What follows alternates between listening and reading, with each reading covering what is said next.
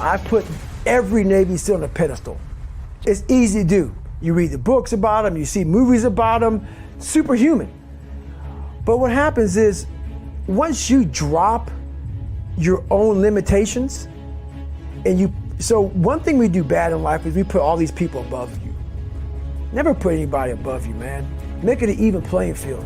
But you can't make it an even playing field if you're not working your fucking ass off. I'm not saying not to respect people, you gotta respect people. But if you're playing tennis, right now there's tennis going on here in Queens. If you're playing tennis and you're playing Roger Federer, even Roger Federer's not here right now, let's say you're playing Roger, best ever, arguably best ever. But I'm fucking good at tennis. But Roger's the best ever, that's in my fucking head. And we're playing a 5-set match, Grand Slam.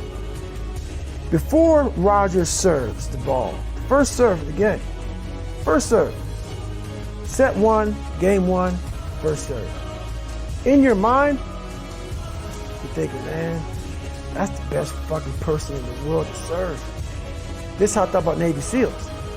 So what happens is, 2 sets fly by. Roger fucking smokes you 6-0, 6-0, or 6-0, 6-1. You're like, wow, man, I can play with this motherfucker. But by the time you realize you can play with Roger Federer, it's too late. So that's what I mean by that. Don't go into any competition of life, physical, mental, emotional, whatever it may be, too late. You gotta try so hard. Know that you worked hard as fuck, to be on an even playing field. So I did that. So once I did that, your eyes open up. So now you don't see Roger Federer as Roger Federer. You see him as a fucking tennis player. So now you're competing on the first serve. So you give yourself a chance to win. So when I went to Navy SEAL training, after my first Hell Week, second Hell Week, third Hell Week, I said, man, I can compete with these guys. Not only compete with them, I'm gonna go another level. Because I started seeing, I put these guys and a lot of people on a pedestal. But it also hurt me. It hurt me too, because when you put people on a pedestal, you expect people to be at a certain level. So I was living off of, wow, all these mythologies of what a special forces guy is. You get up, you don't sleep, you run on broken legs, you know, it's like, you know, I really fed into all that shit, man. So it actually helped make me who I am. But I started looking around, seeing, man, these are really, a lot of them are normal fucking guys. And that disappointed me, but it shouldn't have. My expectations were of myself. I was grouping everybody. So that's what I realized, being uncommon amongst the uncommon, it's really about yourself. It's you against yourself. It's not you against them. But it sounds like that, because really, these guys are uncommon. Once you become a Navy SEAL or whatever you become, a big CEO, you're now common again. So everybody looks at these guys as uncommon. But once you become one, we're all guys again. We're all in the same group of guys. We're all in the same fraternity. So how do you separate yourself from the best? Start thinking that yourself, that you're better than other people, you're gonna have issues, because in the long run, you wanna stay humble, just stay alive, because life will humble you. Life is hard, and if you're pushing hard and you're driving hard and you're trying to achieve a lot, you're not always gonna win. I don't care who you are, you're gonna get humbled. It's gonna be hard. So many people that are successful, they've got some hard luck stories along the way of things that they had to push through and overcome in order to get there. They got humbled. And if you're winning every single time, then your goals aren't high enough. You're going to get humbled, and you need to be humble. Especially, you step up into a leadership position. Do you know everything?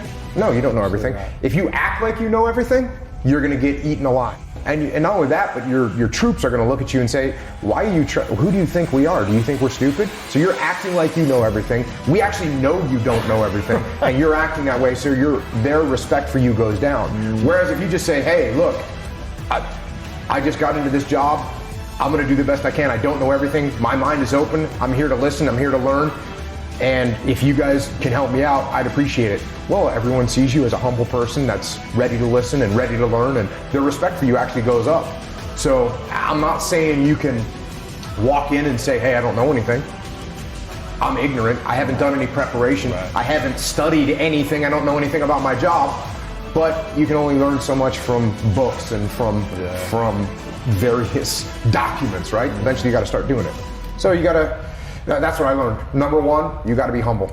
So most humbling experience, the most humbling experience you're going to experience on the battlefield is if you have your guys wounded or killed. If you're not shouldering that burden, then you're lying to yourself.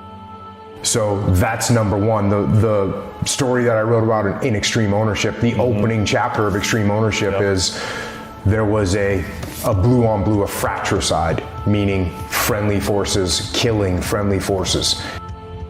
All these, you think you're so good, you think you got tactics mastered and all that stuff, you think you're great at planning and all those things. And I wouldn't say that I thought that, but I definitely thought I was competent. And so when that unfolded, it's like, oh, guess whose fault this is? It's my fault. Number one, take ownership of what went wrong. Extreme ownership. Take extreme ownership of it, right? Because it's the same thing I just said. If that would have happened and I would have said, hey guys, that was my fault, it was his fault and his fault, people would have looked at me, they know the truth. The truth is I'm the guy in charge. So everyone's respect level for me would have gone down. And their confidence in me would have gone down. But when I go in and say, hey guys, look, this is what went wrong. This is my fault because I'm the guy in charge, and this is what we're going to do to fix it. Well, now everyone says, okay, well, he's taking ownership of the problem, and he's actually got some good solutions to make sure this doesn't happen again. Their confidence and their respect for me goes up, and we can move forward. When you start jiu-jitsu, and we'll turn this into a metaphor for life, but when you start jiu-jitsu, you very quickly learn, number one, that you can get beat, that you're not everything that you thought you were, right? And at the same time, you start to gain confidence. I mean, it makes you more confident because you realize that as you have knowledge, it's the things that other people don't know. And so it's the same thing with life, because if you're in life and you step out into the arena, right, you're going to realize that you don't know everything. That's something you're going to realize. And the more that you realize that you don't know everything, the more it humbles you, but also in a reverse way actually makes you more confident because now you're gaining knowledge because you are stepping into the arena. So it's like with jiu-jitsu, when you spar and you roll, you're going to get tapped, yes, but the more you do it, the more confident you get. And the more you accept the fact that you don't know everything, you don't, like the question before, like, what are you embarrassed about? Why would you be embarrassed in the sport? Don't be embarrassed. Go there and get tapped out. Good. You're learning, and that's what you have to do in life. If you want to gain humility and you want to gain self-confidence in life, you have to get on the mat, right? You got to step up in lead. You got to step up and talk. You got to volunteer for the hard job. You got to take risks. That's how you're going to gain the confidence and the humility, because sometimes you're going to get beat. Sometimes you're going to win. But you won't make any of that progress unless you take the opportunity to step out on the mat, step into the arena, step into the cage, step onto the stage, step up onto the leadership pedestal. That's how you make it work. Because when you're humble, that's what humility comes from. You realize that you're not perfect, and you realize that nobody is. So it's like that old thing of walk in and picture everyone with their underwear on or whatever. When you realize that everyone else is human, that increases your confidence. Because you're not looking at everyone like they're masters. No, they're not. They're just other people. And so that's what I would do. If you want to gain confidence and you want to gain humility, both of them, get out there, get on the mat, get on the stage or in the game, into the leadership position, whatever the case may be, and live. And don't be embarrassed. And don't be abusive when you do well. That's the thing. Again, that's the thing about jiu-jitsu, and it's the thing about life. You realize you're not going to be, there's always going to be someone that's better than you. That's okay. Just be humble. Learn from it. And when you know that there's other people that are going to be better than you, it's okay. You can be confident in what you can do because you know you're going to be better than other people.